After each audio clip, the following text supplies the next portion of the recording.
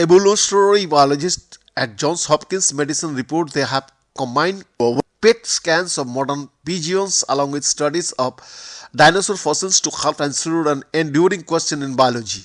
How did the brains of birds evolve to enable them to fly?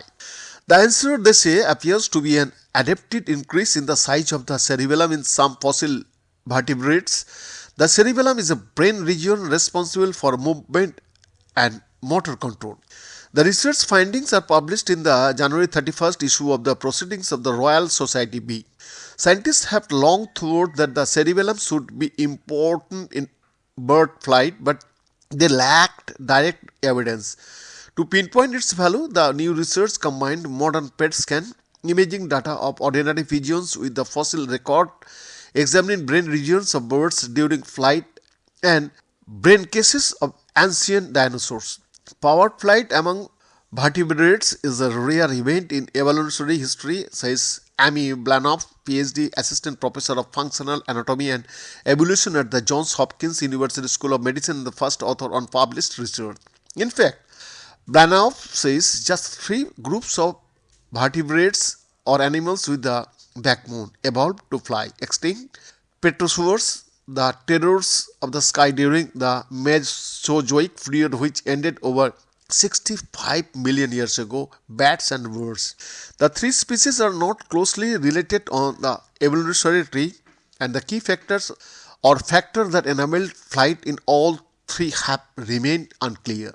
Besides the outward physical adaptation for flight, such as long upper limbs, certain kinds of feathers, a streamlined body and other features, Blanoff and her colleagues designed research to find features that created a flight-ready brain. To do so, she worked with biomedical engineer at Stony Brook University in Newark to compare the brain activity of modern pigeons before and after flight. The researchers performed called the PET imaging scans, the same technology commonly used on humans too, to compare activity in 26 regions of the brain when the bird was at rest and immediately after it flew for 10 minutes from one perch to another. They scanned 8 birds on different days. PET scans use a compound similar to glucose that can be tracked to where it's most absorbed by brain cells, indicating increased use of energy and thus activity. The trackers degrades and gets excreted from the body within a day or two. Of the 26 regions, one area that is called the cerebellum had statistically significant increases in activity levels between resting and flying in all 8 birds. Overall, the level of activity increase in the cerebellum differed by more than 2 standard statistical deviations compared with other areas of the brain.